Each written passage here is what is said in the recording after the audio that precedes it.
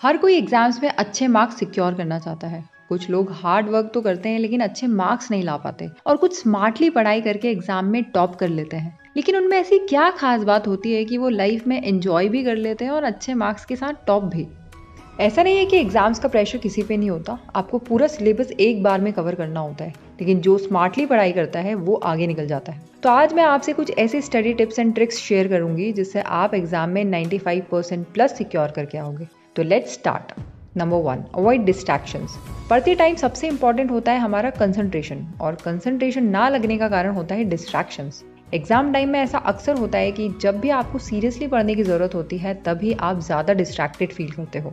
किसी से बातें करने लग जाओगे, या कोई काम आ जाएगा, या मन नहीं लगेगा, या कोई टॉपिक समझ नहीं आ रहा होगा। इसके कारण आपको बोरियत महसूस होती है, आप लेजी फील करते हो और उसके बाद पूरा दिन ऐसे ही निकल जाता है। तो हम कुछ इस तरह से अपना कंसंट्रेशन लंबे समय तक बना के रख सकते हैं। जैसे a, find a dedicated space for study. कोशिश करो कि आप कहीं ऐसी जगह या स्टडी रूम में बैठ के पढ़ाई करो जहाँ शांति हो और एक कंफर्टेबल एनवायरनमेंट हो, ताकि आप बिना इंटरप्शंस के मन लगाकर पढ़ाई करो। बी, आपके मोबाइल फोन स्विच ऑफ कर लो, उन सोशल मीडिया और सारी वेबसाइट से कुछ दिन के लिए लॉग आउट कर लो जिससे आप डिस्ट्रैक्टिंग फील करते हो। सी, पोमोडोरो टेक्निक। सबसे पहले आप एक गोल सेट कर लो।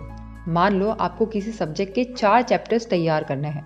अब पहले के 25 मिनट टाइमर लगा के पढ़ो, फिर 25 मिनट बाद 5 मिनट का एक ब्रेक लो। 25 मिनट की पढ़ाई और 5 मिनट के एक सेशन को मिलाकर एक पोमोडोरो पूरा होता है। आप इसी तरह लगातार 3 से 4 पोमोडोरो पूरे कर सकते हो। 3 या 4 पूरे करने के बाद अब एक लंबा 15 से 30 मिनट का ब्रेक ले लो और इसके बाद फिर से पोमोडोरो शुरू करो।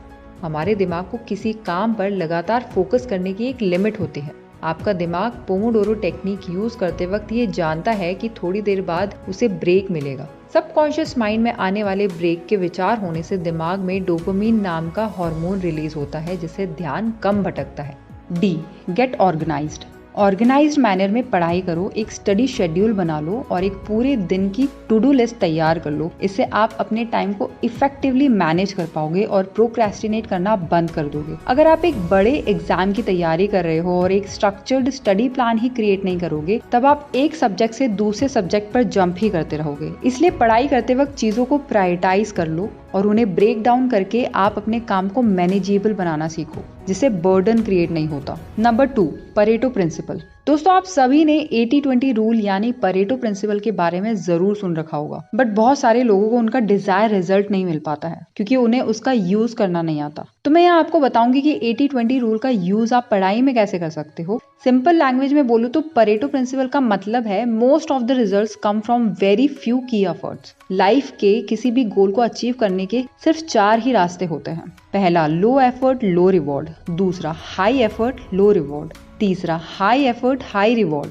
चौथा, लो एफर्ट हाई रिवॉर्ड। और हम सब इन्हीं 4 रास्तों में से एक रास्ता चुनते हैं जिसका हमें प्री डिफाइंड रिवॉर्ड मिलता है। एग्जाम्स में ज्यादा मार्क्स लाने के लिए आप इन चारों में से कौन सा रास्ता चुनोगे? अगर आपका आंसर चौथा है यानी लो एफर्ट हाई रिवॉर्ड, तो आपने सही चूज किया है और आप परेटो प्रिंसिपल को समझ चुके हो। ए, लो एफर्ट लो रिवॉर्ड। ये लोग साल भर कुछ नहीं पढ़ते और एग्जाम से 2-3 दिन पहले पढ़ना स्टार्ट करते हैं और एग्जाम को ये बड़ी मुश्किल से क्लियर करते हैं या फेल हो जाते हैं। B, high effort low reward. ऐसे स्टूडेंट्स डेली स्कूल जाते हैं, सारे लेक्चर्स अटेंड करते हैं, बट इनका शरीर तो क्लास में होता है लेकिन इनका दिमाग बंक मार के कहीं और लगा होता है, मतलब कि इनका ध्यान ही कहीं और होता है। सी, हाई एफर्ट हाई रिवॉर्ड। ये लोग जीनियस टाइप के लोग होते हैं, इनमें डिसिप्लिन और हार्ड वर्क कूट कूट के भरा होता है। ये लोग खूब मेहनत करते हैं, 12-12 घंटे पढ़ते हैं पूरी सीरियसनेस के साथ, तब जाके ये लोग टॉप 5 में पहुंचते हैं। But this path is very difficult and needs a lot of hard work. D, low effort high reward. इसी को हम परेटो प्रिंसिपल बोलते हैं और ये प्रिंसिपल ऑफ अनबैलेंसिंग पर बेस्ड है। इसमें ऐसे स्टूडेंट्स आते हैं जो बहुत कम पढ़ते हैं, फिर भी वो लोग दूसरों की कंपैरिजन में अच्छे मार्क्स लेके आते हैं। ये लोग कोई पैदाइशी इंटेलिजेंट नहीं होते, बट ब्रेन को स्मार्टली यूज करना जानते हैं। In fact they believe in smart work rather than hard work. ऐसे लोग सारे लेक्चर्स अटेंड नहीं करते, बल्कि पहले से ही सारे इंपॉर्टेंट टॉपिक्स एंड लेसन्स को नोट डाउन करके रखते हैं और सिर्फ उन्हीं के लेक्चर्स अटेंड करते हैं।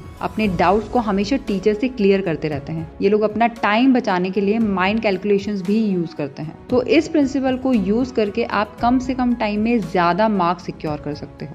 Number 3, previous year question papers. ऐसे स्टूडेंट्स जिन्होंने साल भर से पढ़ाई नहीं की है, वो लोग प्रीवियस ईयर क्वेश्चन पेपर को एग्जाम से एक हफ्ता पहले पढ़कर 70 से 80% मार्क्स इजीली सिक्योर कर सकते हैं। दोस्तों, आपको एटलीस्ट 10 साल या मिनिमम से मिनिमम लास्ट 5 साल के प्रीवियस ईयर एग्जाम पेपर्स को सॉल्व करना चाहिए। और जब भी आप इनको सॉल्व करें तो पेपर की ड्यूरेशन के हिसाब से अपने मोबाइल में टाइमर लगा लें, जिससे ऐसा लगना चाहिए कि आप सही में एग्जाम हॉल में बैठकर पेपर सॉल्व कर रहे हो। इससे आप क्वेश्चंस के साथ साथ खुद को भी मेंटली प्रिपेयर कर लेते हो एग्जाम्स के लिए। प्रीवियस ईयर क्वेश्चंस लगाने के 2 मेन फायदे हैं। पहला तो ये है कि इससे हमें एग्जाम का पैटर्न समझ में आ जाता है, और दूसरा ये है कि हमें ऐसे क्वेश्चंस भी मिल जाते हैं जो हर साल या 2-3 साल में रिपीट हो रहे हैं। अगर आपकी प्रिपरेशन अच्छी है तो आप सिर्फ अनसॉल्व पेपर लगाइए एज अ रिवीजन, बट अगर आपने साल भर से कुछ नहीं पढ़ा है तो आप पहले सॉल्व पेपर लगाइए, देन अनसॉल्व पेपर लगाइए। और सपोज करो जिस भी एग्जाम की प्रिपरेशन कर रहे हो, मान लो कि उसकी ड्यूरेशन 3 घंटा है, तो दोस्तों आपको अपने प्रीवियस ईयर्स के क्वेश्चन पेपर के सेट को 2 से 2.5 घंटे में सॉल्व करने की हैबिट डालनी है। इससे आपको एग्जाम में टाइम की कमी कभी नहीं पड़ेगी। Number 4, use the power of mental spacing. जब भी आप सब कुछ एक साथ पढ़ने की कोशिश करते हो, तब आपका ब्रेन उस इन्फॉर्मेशन को प्रोसेस या रिटेन नहीं कर पाता। द न्यूयॉर्क टाइम्स के एक इंटरव्यू में बेनेडिक्ट कैरी, जो कि एक ऑथर हैं, वो कहते हैं कि लर्निंग प्रोसेस एक पौधे को पानी देने के समान है। जब आप पौधों को हफ्ते में एक बार 90 मिनट्स पानी दो या हफ्ते में 3 बार 30-30 मिनट दो, जब भी आप डिस्ट्रीब्यूटेड वे में पौधों को पानी दोगे तो वो टाइम के साथ ज्यादा हरे भरे हो जाएंगे। ऐसा ही हमारे ब्रेन के साथ भी होता है। मेंटल स्पेसिंग कैसे करनी है, इसको एक एग्जाम्पल से समझते हैं। माना आपको 10 वोकेबुलरी वर्ड्स याद करने हैं। अब इनको एक साथ एक ही सिटिंग में रटने से बेटर इनको 2 पार्ट्स में डिवाइड कर लो, यानी 5-5 वर्ड्स। स्टडी सेशन 1, पहले दिन आप 10 मिनट के टाइम में 5 वर्ड्स याद करो, उन्हें लिखो और उसका सेंटेंस बनाओ, फिर उनके मीनिंग से रिलेटेड खुद से ही क्वेश्चंस बना के पूछो। अब नेक्स्ट स्टडी सेशन 2, दूसरे दिन में आपको पहले वाले 5 वर्ड्स को अलग से 10 मिनट देने हैं उनको रिवाइज करने के लिए, एंड नेक्स्ट 10 मिनट में आपको दूसरे 5 वर्ड्स उसी ढंग से याद करने हैं। आप इसको रिपीट कर सकते हो जब तक आप कॉन्फिडेंट फील ना करो। इससे आपको हेल्प मिलती है किसी भी चीज को लंबे समय तक याद रखने में। इसी को मेंटल स्पेसिंग बोलते हैं। Number 5, learn the same information in variety of ways. देखो, जब मुझे एग्जाम्स देने होते थे तब मेरा सबसे बड़ा चैलेंज होता था कि मैं बहुत जल्दी बोर हो जाया करती थी, क्योंकि कभी कभी मुझे कोई टॉपिक समझ नहीं आता था, जिसके कारण मैं डीमोटिवेट हो जाती थी और गिव अप करने का सोचती थी। लेकिन आप ही बताओ, अगर अगले दिन एग्जाम है और आप इस स्टेट में घूम रहे हो तो आपको कैसा लगेगा? तो मैं क्या करती थी, उसे इंटरेस्टिंग बनाने के लिए अलग अलग सोर्सेज यूज करती थी, क्योंकि हो सकता है कहीं कुछ चीजें टफ लैंग्वेज में समझाई है, कहीं सिंपल वे में सिंपल एग्जाम्पल्स के साथ समझाया हो। तो जब भी कोई डिफिकल्ट टॉपिक याद करना होता था तो मैं कुछ चीजें बुक से पढ़ती थी, कुछ जो टीचर ने क्लास में पढ़ाया होता था, कुछ यूट्यूब से और कुछ गूगल करके। तो अगर आप सेम इन्फॉर्मेशन को अलग अलग सोर्सेज से पढ़ते हो तो आपको एक अलग पर्सपेक्टिव मिलता है और आप उस टॉपिक को अपनी तरह से लर्न कर सकते हो। इस तरह से आप किसी भी टॉपिक को सिंप्लीफाई करके उसकी समरी बना के उसे कंप्रेस कर सकते हो, जिससे ज्यादा चांसेस बढ़ जाते हैं एग्जाम के दौरान अच्छा परफॉर्म करने में और उस टॉपिक को याद रखने में। नंबर 6, टीच समवन एल्स और जस्ट प्रिटेंड टू। जो भी चीज आप पढ़ते हो उसे याद रखने का एक बेस्ट तरीका ये भी है कि अगर आपको लग रहा है कि किसी क्वेश्चन या टॉपिक से रिलेटेड आपको कोई डाउट है और एग्जाम में लिखते वक्त आप उसे भूल सकते हो, तो आप उस टॉपिक को किसी को समझा दो, जिससे सामने वाले का भला तो होगा ही, साथ में आप उस इन्फॉर्मेशन को बेटर तरीके से रिकॉग्नाइज कर पाओगे। आपको पता लगेगा कि आप कहाँ अटक रहे हो, किस पॉइंट को भूल रहे हो, किस पार्ट को और बेटर तरीके से समझने की जरूरत है। अगर कोई दूसरा ना मिले समझाने को तो कोई प्रॉब्लम नहीं है, खुद को समझाओ उसी तरह से जैसे एक टीचर आपको कोई टॉपिक क्लियर करता है, क्योंकि जब हम खुद से पॉइंट टू पॉइंट चीज को रिपीट कर लेते हैं तो एग्जाम में उसको पूरा याद रखने के चांसेस 100% होते हैं। तो जाहिर सी बात है आपको 95% प्लस लाने से कोई नहीं रोक सकता, क्योंकि ये एक बहुत इफेक्टिव लर्निंग स्ट्रेटेजी होती है किसी भी टॉपिक को अच्छे से ग्रैस्प एंड लर्न करने की। Number 7, take notes by hand. जब आप पेन कॉपी लेकर अपने नोट्स खुद से बनाते हो, वो पढ़ा हुआ ज्यादा याद रहता है बजाय आपको जो टीचर समझाता है या आप लैपटॉप वगैरह पे नोट्स बनाते हो उसके कंपैरिजन में। इससे होता क्या है,